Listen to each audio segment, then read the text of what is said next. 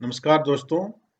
मेरे पहले वीडियो अध्यात्म से सफलता पर आपकी अच्छी प्रतिक्रिया को देखते हुए मैं आज एक नया वीडियो लेकर आया हूँ।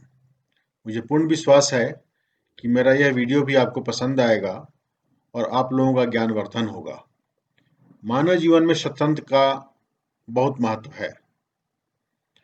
पद्म पुराण की एक कथा है। भगवान विष्णु कहते हैं, नाहम वशामि वैकुंठे योगिनाम हृदय न च मद्भक्ता यत्र गायन्ति तत्र तिष्ठामि नारद।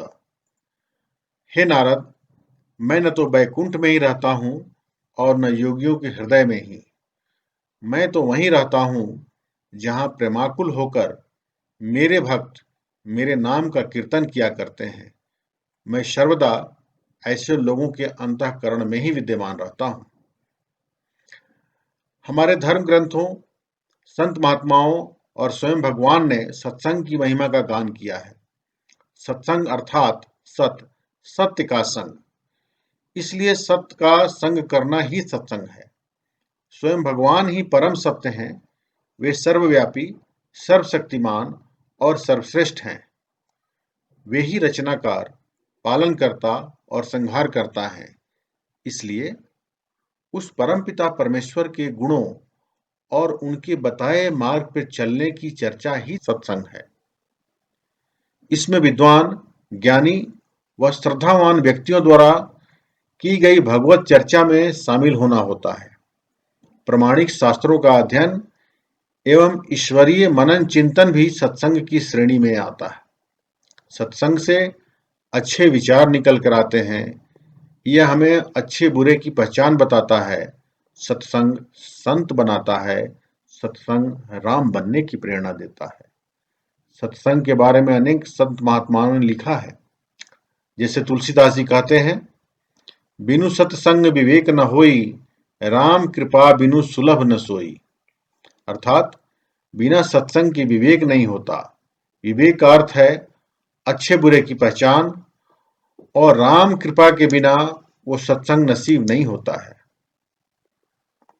पुनः तुलसीदास जी ने लिखा है, तात स्वर्ग अपवर्ग सुख, धैर्य तुला एक अंग, तूल न ताही सकल मिली, जो सुख लौ सत्संग।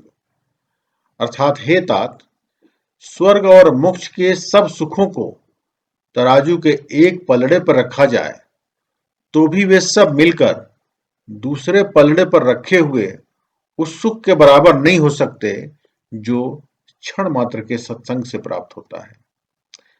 सत्संग की महिमा के बारे में तुलसीदास जी ने बहुत विस्तृत वर्णन किया है।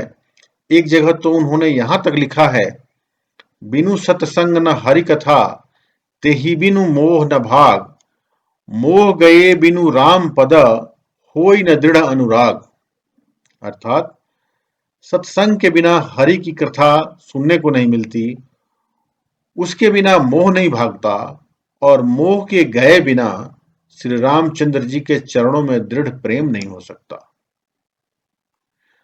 इसके अलावा अन्य संतों ने भी सत्संग की महिमा जमकर बखान किया है। जैसे कबीरदास जी ने कहा, राम बुलावा भेजिया, दिया कबीरा रोए, जो सुख साधु संग में सो बैकुंठ न होए। अर्थात जिस समय कबीर जी का अंत समय आया तो कबीरदास जी रोने लगे। भगवान बोले, कबीर तुम सारा जीवन नहीं रोए, लेकिन आज जाने के समय आया तो रो रहे हो। क्या जाने का मन नहीं है या मरने से डर लगता है? कबीरदास जी कहते हैं, नहीं प्रभु, ऐसी बात नहीं है, जाना तो पड़ेगा क्योंकि आपका आदेश है। लेकिन जो सत्संग रूपी सुख इस धरा पर है वो आपके धाम में भी नहीं है। सत्संग से अनेक प्रकार के लाभ होते हैं, जिन्हें 4 भागों में बांटा जा सकता है। प्रथम, तृष्णा विहीन वृत्ति। द्वितीय, अंतःकरण शुद्धि। तृतीय, अनन्य भक्ति। और चतुर्थ, भक्तों से प्रीति।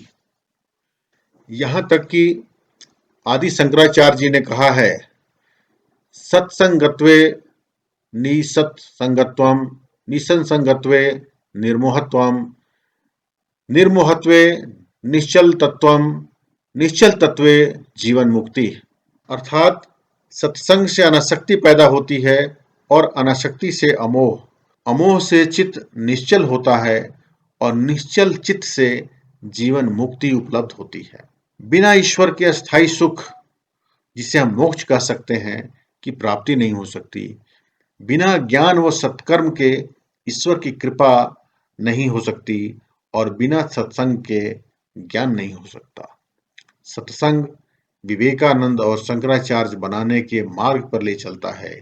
ये अंधकार से प्रकाश की ओर, अधर्म से धर्म की ओर, असत्य से सत्य की ओर और पाप से पुण्य की ओर ले जाने का मार्ग है। यह मानव को महामानव बनाने का मार्ग है। यही मुक्ति का मार्ग है।